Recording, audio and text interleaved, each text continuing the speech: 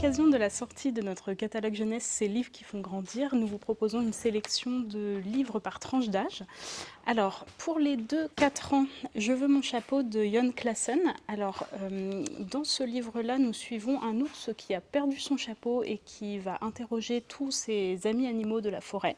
C'est un livre qui est vraiment très facétieux, très drôle, avec une ligne vraiment très amusante qui fera rire autant les enfants que les adultes.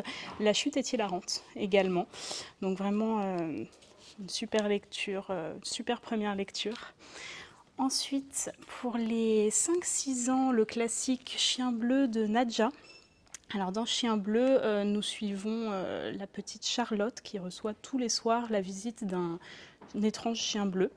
Sa maman lui interdit de le revoir jusqu'au jour où elle va se perdre dans la forêt et où le regard de sa maman va changer sur cet étrange personnage. C'est un livre vraiment passionnant sur la différence. Ensuite, première lecture fantastique, Maître Renard de Roald Dahl. Là aussi, on est sur un livre très drôle, un classique de la littérature jeunesse. Fantastique, Maître Renard vit avec sa famille dans un terrier, juste à côté d'une ferme qu'il va s'amuser à dévaliser pour se produire des denrées alimentaires. Les 3 fermiers alentours vont user de stratagèmes pour essayer de l'en empêcher. Ensuite, à partir de 9 ans, le Hobbit de Tolkien. Alors là, nous suivons Bilbo, qui est un hobbit, qui vit tranquillement dans son trou de hobbit jusqu'au jour où Gandalf, accompagné de 13 nains, viennent le déranger.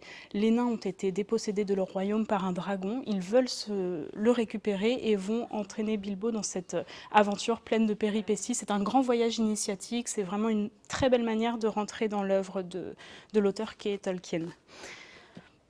À partir de 13 ans, La cicatrice de Bruce Lowery. Alors là, on est sur quelque chose une thématique qui touche beaucoup les adolescents, puisque nous suivons le personnage de Jeff, qui est un adolescent de 13 ans, qui arrive dans un nouveau collège. Il a le visage défiguré par un bec de lièvre mal cicatrisé.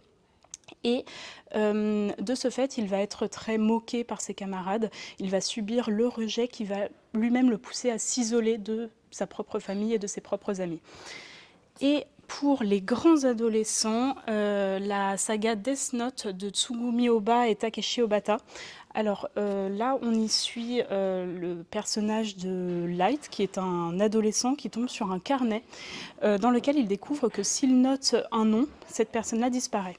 Alors il va essayer de s'en servir pour faire justice et tuer des criminels.